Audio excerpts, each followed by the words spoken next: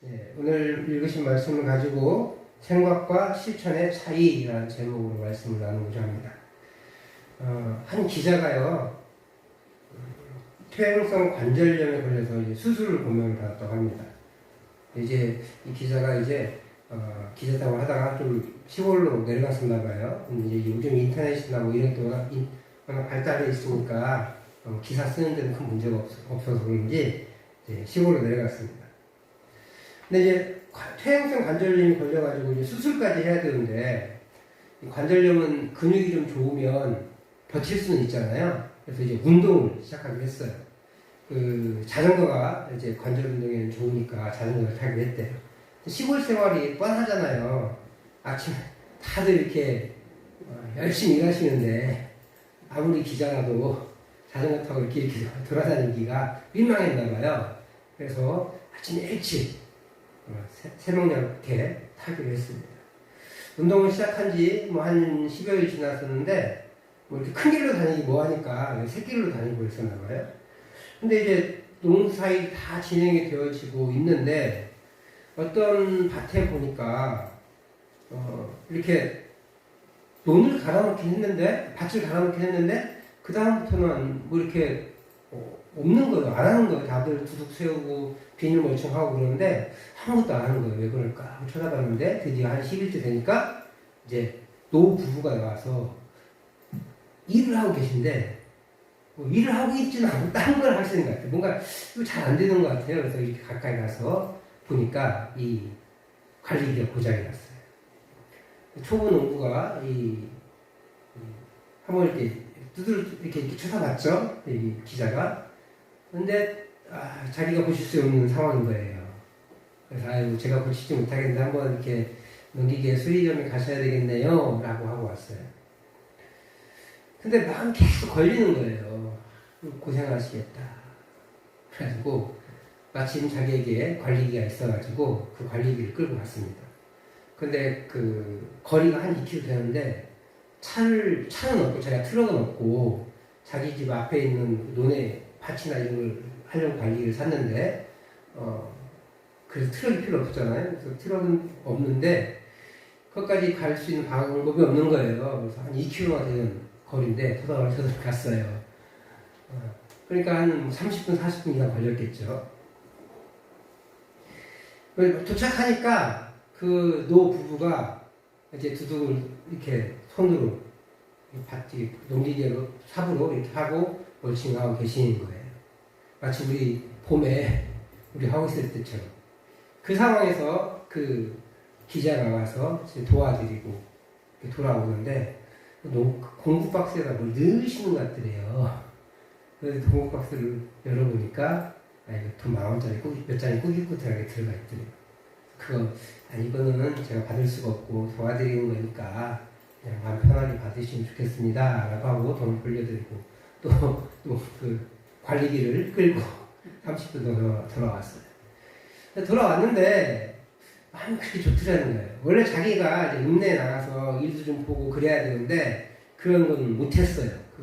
30분, 40분 걸어갔다가 도와드리고 다시 오니까 하루 오전에 다 가버렸겠죠? 그러니까 이제 자기의 일은 충분히 포기가 됐지, 일을 보지 못했지만, 그래도 마음이 편안했다는 기사를 읽은 적이 있어요.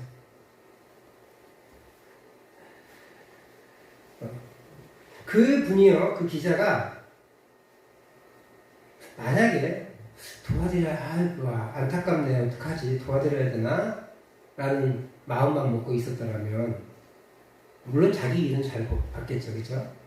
근데 좋은 미담거리는 되지 않았을 거예요. 아마 똑같은 기사를 쓰고 마지막에 그랬을 걸 하고 이제 아쉬움에 기사를 올렸겠죠.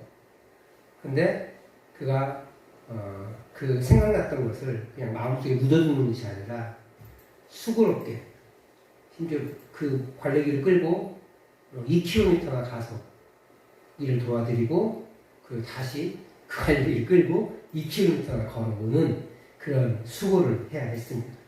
그리고 자기의 일을 보지 못하는 그런 아쉬움도 있었지만, 그럼에도 불구하고 그 생각을 실천에 옮김으로 그 노 부부를 쉽게 일을 마칠 수 있도록 하게 한 것이에요.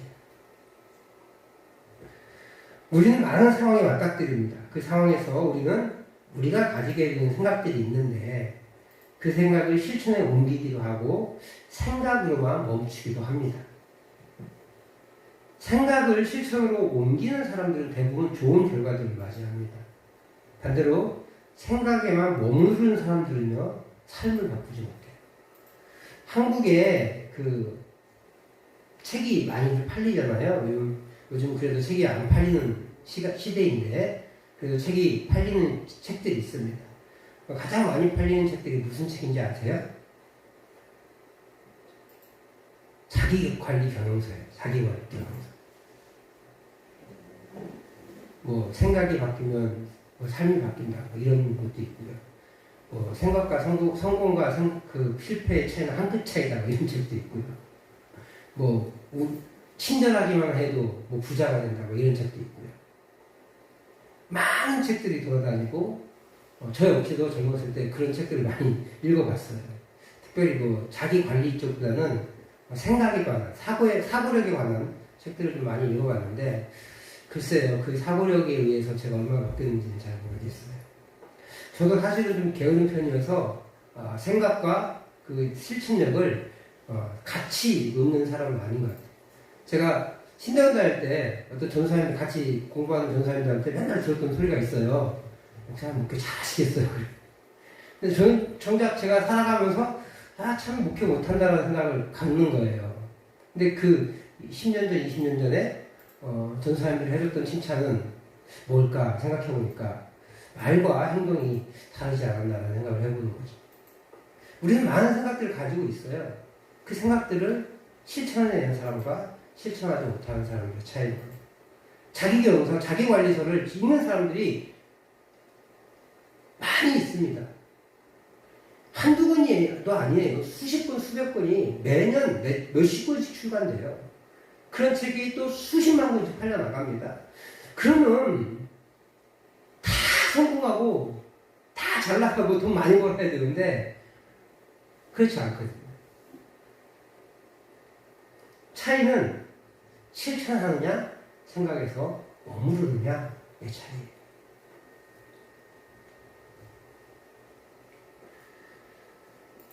그래서 생각에 옮긴 사람들은 좋은 결과를 맺고 생각에만 머무는 사람들은 삶을 변화시키지 못하는 것이죠.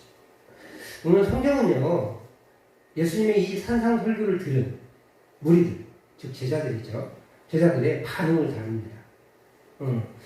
오늘 본문은 무리라고 표현되어 있는데 5장 1절에서는 제자라고 표현했거든요. 아마 이런 것 같아요. 예수님은 제자를 대상으로 설교를 했어요. 왜냐하면 많은 사람들을 피해서 도망가다가 사실 예수님은 무리들을 많이 피해서 도망다니셨거든요. 이제 혼자 있는 시간들을 가져야 됐기 때문에 하나님과 관계하는 시간들, 하나님과 독대하는 시간들을 가져야 했기 때문에 때로는 이 무리들을 피해 다녔습니다. 때로는 찾아가게 됐지. 어쨌든 그렇게 살았고 무리들은 피해 다녔어요. 그 피해 다녀서 산으로 올라갈 때 제자들이 나왔다고 했거든요. 근데 이 제자들이 나올 때 무리들도 열심히 있는 무리들, 관심이 많은 무리들, 아직 예수님 영접하지 못한 그런 사람들이 따라갔을 수도 있다는 거예요. 그리고 이 설교를 듣고 많은 감동을 받았을 것이고 또 이 설교를 통해서 예수님의 제자가 됐을 수도 있겠죠. 어쨌든 그것을 뭐 누가 바뀌었다 이런 표현은 쓰지 않고 있기 때문에 그 가운데 예수님 제자 모임 가운데는 예수님 제자가 있었고 무리들도 조금은 섞여 있었을 것이에요. 그래서 그것을 밝히기 위해서 아마 이 마태복음의 저자는 설교의 대상은 제자들이나 그 안에 무리들도 있다라는 걸 보여주기 위해서 이 마지막 마무리를 짓는 과정에서는 무리라는 표현을 쓴 것 같습니다.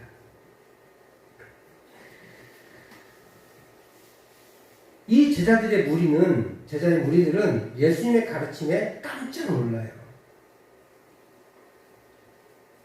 그 이유는 뭐예요? 예수님의 가르침은 권위가 있었어요.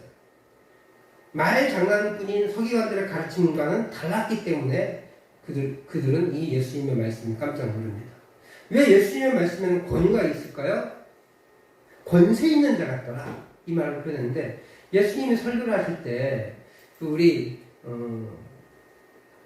너희가 이런 말을 들었으나, 뭐 이런 것도 있었잖아요. 6장에서 보면은. 5장에서 보면은,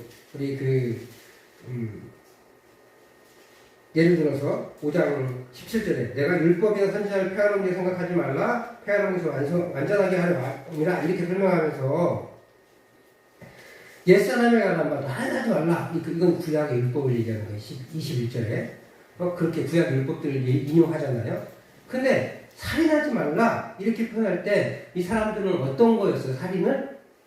사람의 목숨을 멈추게 하는 걸 살인이라고 했잖아요.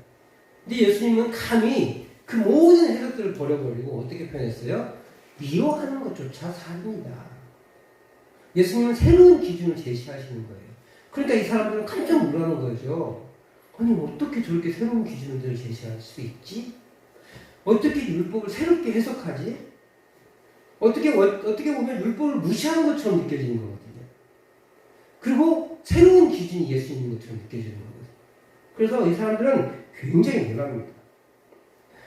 이 구약의 서기관들의 가르침은요, 율법에 문자에 매여 있었어요.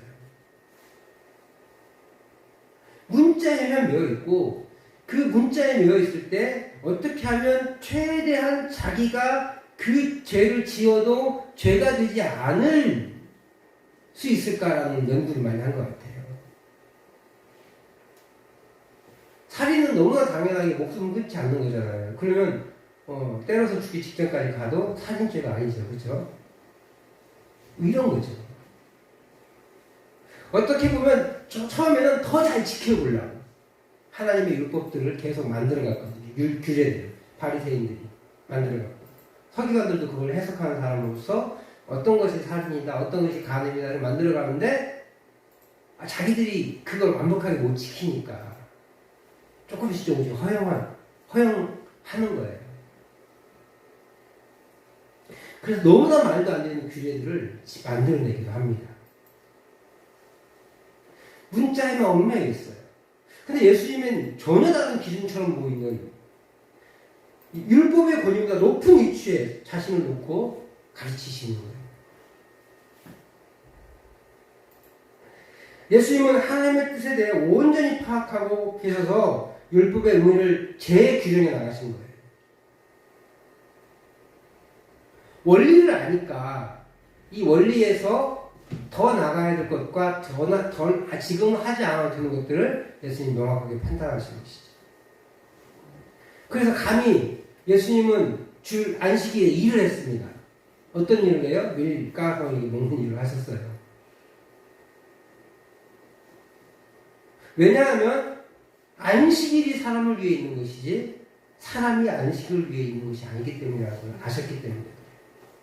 그런데 유대인들은, 서기관들은, 바리새인들은 안식일은 일하지 말라고 했으니까 일이라고 생각되는 것도 절대 하면 안 되는 거예요. 심지어 사람이 죽어나가도. 예수님은 안식일에 일하셨습니다. 사람을 고치셨고, 죽은 사람을 살리셨고, 병자를 고치셨습니다. 사람들에게 먹을 것을 주셨습니다. 왜 그랬어요? 그 사람들이 규례보다 더 중요했기 때문에. 예수님의 입장에서는 한 영혼이 살아나는 것이 훨씬 중요하다는 것을 알았기 때문에, 그게 하나님의 뜻이라는 걸 알았기 때문에 사람들이 보기에 안식일을 어기는 것 같지만 예수님은 가감하게 그 일을 실천하신 것이죠. 그러니까 이 사람들이 놀랄 수밖에 없는 거예요. 심지어 예수님의 가르침에 대해서, 예수님은 이 가르침에 대해서 예수님의 가르침을 심판의 기준으로 정하셨어요.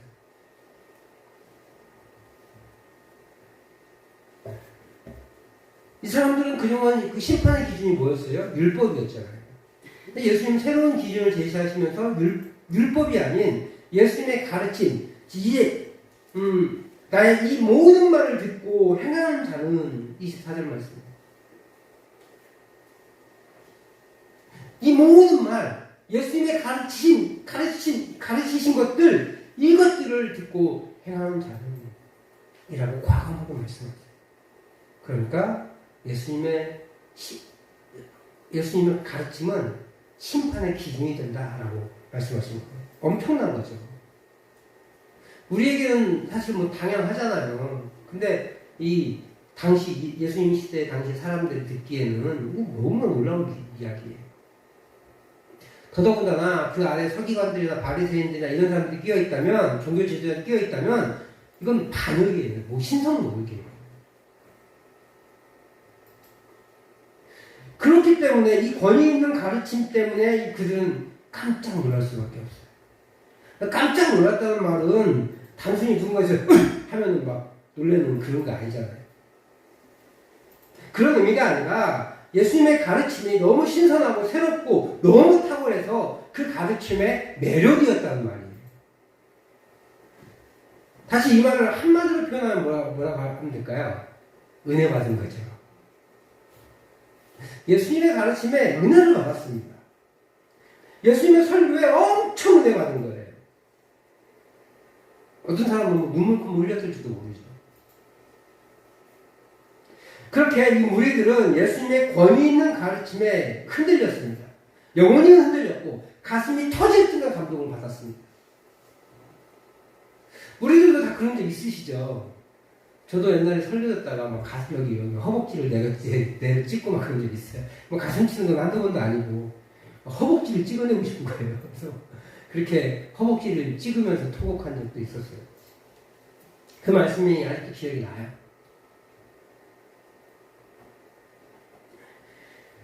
우리들도 분명히 그런 가르침 때문에 그런 은혜를 받는 누림이 있었을 것입니다.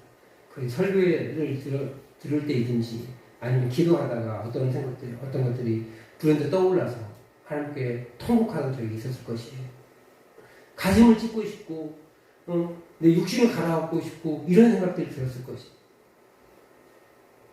제가 학교 다닐 때 찬양팀이 있어요. 찬양팀. 헤세드라는 찬양팀인데 어떤 친구가 찬양을 정말 아름답게 인도했어요. 근데 저희 1년 선배, 이제 저보다 동생들이죠. 제가 좀 늦게 들어갔으니까. 선배가, 나는 저게 은혜가 안 돼. 막 그러는 거예요. 장난 삼아서. 그러면서 하는 말이, 저 사람이 작년까지만 해도, 지난 학기까지만 해도 찢어진 청바지 입고 머리 물들이고 다니고, 그렇게 껄렁껄렁하고 다녔던 사람이다. 그 사람이 뭐라고 했냐면, 우리의 막, 살을 도려내고 싶고 막 그랬다는 거예요. 그러니까 그 사람도 총신대학에 처음 들어와서 처음에는 뭐 이렇게 적응 못하고 또 방황하면서 반항도 해보고 그렇게 살았겠죠. 혹시나 술을 먹였을지도 모르겠어요. 근데 2학년이 되면서 이 해가 바뀌면서 하나님의 은혜를 깊이 받은 거예요. 그러니까 그 이전의 삶이 너무너무 추악한 거죠. 그래서 자신의 그 심장을 도려내고 싶은 거예요. 그걸 이제 찬양인도 하면서 앞에서 간증을 하면서 이렇게 찬양팀 리더였으니까 그렇게 간증을 하는 거죠.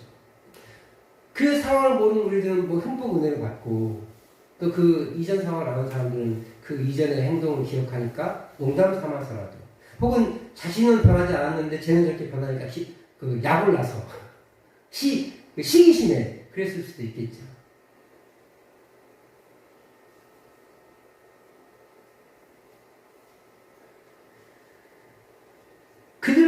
그들도 그렇게 가슴이 터질 듯한 감동을 받습니다. 그러나 중요한 것은 이 가르침의 핵심을 올바로 인지한 후에 그 말씀을 따르는 것이에요. 예수님은 새로운 기준을 제시하셨어요. 그리고 그 기준에 맞게 실천하라고 강력하게 촉구하십니다.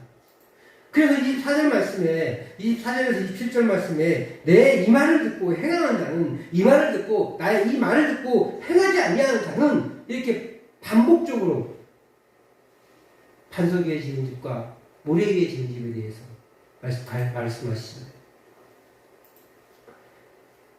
새로운 기준을 제시하시고 그 새로운 기준에 맞게 합당하게 살아가는 사람은 심판의 때에 멸망하지 않을 것이고 이 말씀을 지켜 행하지 아니하는 자들은 심판의 때에 견디지 못하겠다는 거예요. 엄청난 가르침이거든요.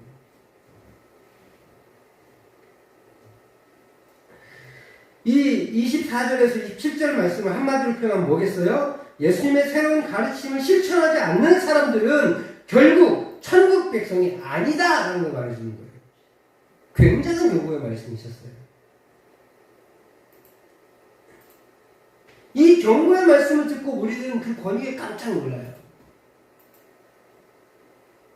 그러나 예수님이 원하시는 것은 이 깜짝 놀람이 아니에요. 여기서 멈춘다면 그것은 주님이 원하시는 것이 아니라는 거예요. 우리 주님이 원하시는 것은 주님이 가르치심의 결론으로 그 행동을 옮겨야 하는 거예요. 주님의 가르치심의 결론은 실천이라는 거죠. 그것을 주님이 강조했어요. 은혜 받은 감동에서 그치는 것이 아니라 행동으로 옮기는 것을 원하십니다. 한 번에 이루어지지 않아요. 아까 제가 말씀드렸던 것처럼 그 선배 찬양 인도자처럼 그때 어느 날 갑자기 막 가슴을 도려내고 싶고 심장을 도려내고 싶고 그런 막 뜨거운 감동이 있을지라도 그 이후의 삶이 또 어떻게 돌아가는지 알 수 없거든요. 제가 이 허벅지를 때려가면서 하나님, 내가 그 어려운 삶을, 그런 죄악을 저질렀습니다. 내가 그렇게 불순종했습니다. 그래서 허벅지를 쳐가면서 기도를 했지만 제가 완전히 바뀌지 않았어요. 아직도 부족하고 아직도 더 성장해야 되고 계속 이루어져 가는 거죠. 한 번에 바뀌는 건 없어요. 한 번에 바뀐 것처럼 느껴질 수는 있어요. 사람의 말이 번지르르 하기 때문에. 제가 신대원 다닐 때 그 번지르르란 말에 동료 전도사님들이 속아서 전도사님은 참 사역 잘하실 것 같아요. 그런 소리를 들었던 거죠. 우리 주님은 은혜 받은 감동에서 그치는 걸 원하지 않으세요. 그것도 훌륭하지만 한 걸음 더 나아가 행동하는 것을 원하시죠. 베드로 사도는 이걸 잘 알았던 것 같아요. 그래서 베드로 사도가 이렇게 얘기합니다. 베드로전서 1장 16절에서 17절 말씀. 그 말씀을 우리가 주님께서 베드로 사도가 가르칠 베드로전서에서 얘기했는데 우리 같이 한번 읽어보겠습니다. 시작. 기록되었을 때 내가 거룩하니 너희도 거룩할지어다 하셨느니라. 외모로 보시지 않고 각 사람의 행위대로 심판하시는 이를 너희가 아버지라 부르지. 너희가 나그네로 있을 때 두려움으로 지내라. 아멘. 네. 우리 주님이요, 레위기 말씀을 인용하면서 교회가 어떻게 살아야 되는지를 가르치고 있어요.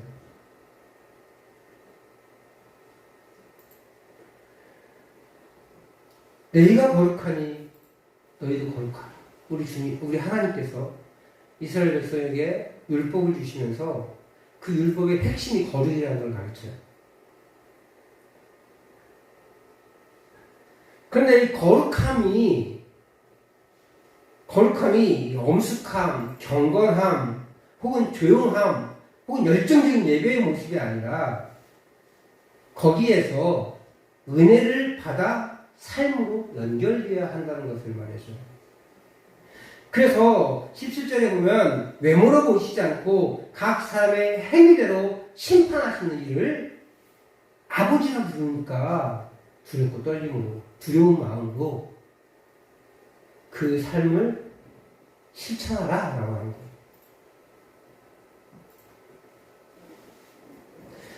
하나님은 각 사람의 행위대로 심판하신다고 17절 말씀에서 분명히 말하고 있습니다.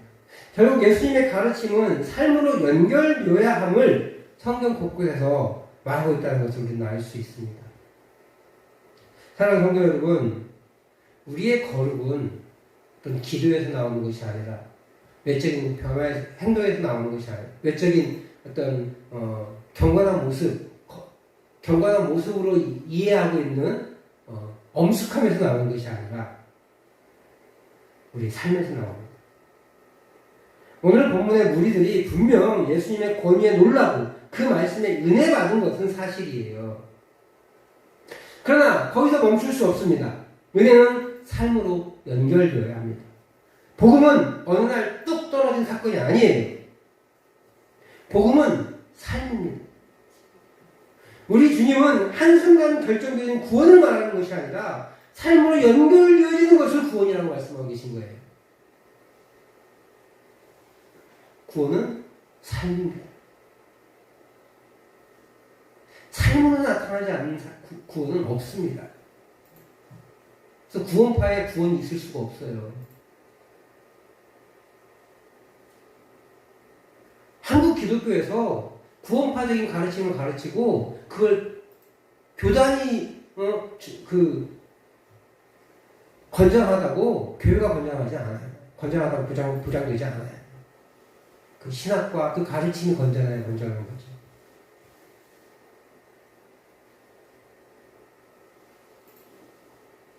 구원파에는 구원이 있을 수가 없어요. 거기에는 삶이 이야기되지 않기 때문에 그래요. 오늘 상상설교를 마무리하면서 제가 지난 이 마태복음 5장, 6장, 7장을 몇 번 설교했는지 세어봤어요. 30번 했더라고요. 오늘까지 31번, 31번 했어요. 중간에 뭐 이렇게 코로나 때문에 쉬기도 하고, 그 다음에 뭐 다른 본문 설교도 하고, 그런 거 다 합치니까 8개월 정도 됐더라고요. 넘었을 거예요. 80개월 수로.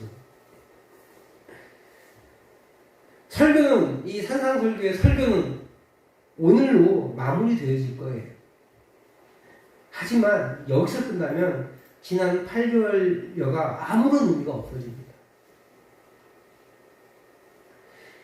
이 주님의 가르침을 우리는 기억하고 삶에서 실천하는 것이 우리 주님의 가르침이에요. 실천하지 않으면 공허합니다.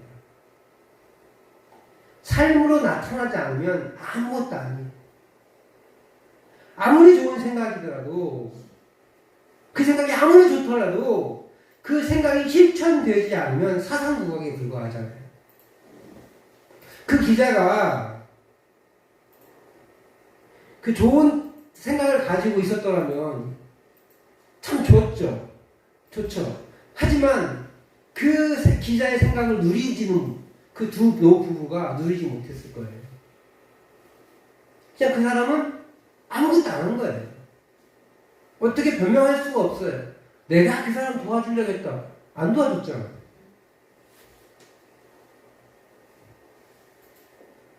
내가 이렇게 하려고 했다. 안 했잖아요. 안 한 거예요, 그러니까.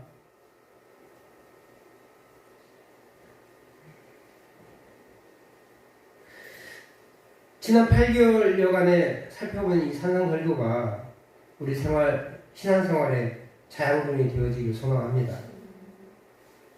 그런데 기독교 2000년 역사가 이 산상설교는 완벽하게 실천할 수 없다라고 판명했어요.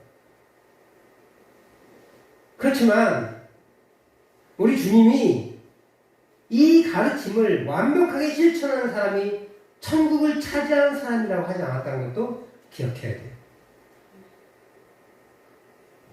100% 완벽하게 다 실천해라 라고 하지 않으셨어요. 감사하게. 지켜 행하는 거죠. 때로는 모자라기도 하고, 때로는 멈춰서기도 하고, 때로는 도저히 안 되는 것도 있을 수 있어요. 하지만 내가 지키려고 애쓰고 실천에 옮기고 또 옮기고 또 옮기고 또 옮기면 내 삶이 조금씩 바뀔 거예요. 그런데 그것을 우리 인간의 입장에서는 성화, 점점 거룩해지는 것이라고 이해할 수 있지만 하나님 입장에서는 그거 아무것도 아니거든요. 완벽하지 않으니까. 그런데 우리 주님이 우리를 뭐라고 표현하냐면, 어떻게 표현하냐면 너희를 거룩하다고 인정한다. 인정해 주시는 거예요. 우리의 수고를 인정해 주시고 우리의 애씀을 인정해 주시고 무엇보다 행동 자체를 아니라 우리의 마음, 내가 전심을 주를 따르려고 하는 그 마음을 인정해 주시는 거죠. 그래서 그 마음을 바치는 사람들을 우리 주님이 거룩하다고 인정해 주시는 거예요. 지켜 행하고 지켜 행하려고 애쓰는 그 마음을 우리 주님 기뻐하십니다. 오늘 지금 바로 옮기십시오. 내 마음에 부담이 있는 그 활동을 지금부터 실천하십시오.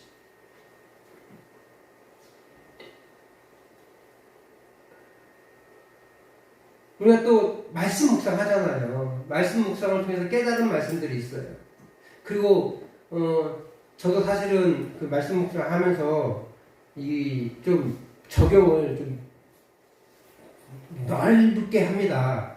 사실 일부러 그래요. 왜냐하면 제가 이렇게 살겠습니다 그러면은 오해하실 수도 있고, 또 우리 성도님들도 부담을 느낄 수도 있어서 제가 그 공개된 글에는 조금 일부러 조금 두뭉실하게 해요, 사실은. 근데 개개인이 묵상하실 때는 굉장히 구체적으로 하실 수 있잖아요. 뭐 예를 들어서 오늘 누구에게든지 사랑한다고 한 번은 말한다, 이렇게 결심을 했어요. 사랑하라고 해서. 근데 사랑한다고 말한다 라고 결심을 해놓고 그 말을 하기가 쉬워요, 어려워요? 어렵잖아요, 솔직하게 얘기하면. 그렇잖아요. 꼭 한번 해보시라는 거예요. 난 결단했어. 그렇게 묵상을요 하셨으면 그 묵상에 받은 도전들이 있을 거란 말이에요. 그 도전을 한 번이라도 실천해 보는 거죠. 그렇게 하나님께서 주신 은혜, 또 마음의 부담감, 그런 것들을 한 걸음 한 걸음 실천해 나가는 거예요. 그렇게 실천함으로 우리가 가진 복음을 증명하는 겁니다. 내 안에 복음이 있어요. 근데 그 복음을 말하지 않고 복음을 살아내지 않으면 사람들은 우리 안에 복음이 있는지 몰라요. 그것이 복음인지 몰라요. 왜냐하면 보여주지 않았으니까. 그 사람들이 성경책을 읽습니까? 성경책을 읽어야 복음을 알 수 있는데 성경책을 읽지 않잖아요. 그러니까 그 사람들은 복음을 몰라요. 그럼 어떻게 해야 복음을 알 수 있어요? 그 사람들은? 내가 말하고 내가 살아내야 그 사람들이 복음을 아는 거예요. 그러므로 한 가지씩 실천하십시오. 그것이 복음을 증명해내는 거예요. 그렇게 복음을 증명해내므로 하나님의 나라를 세워가시는 우리 귀한 성도님들 되시기를 주의 이름으로 축복합니다. 아멘.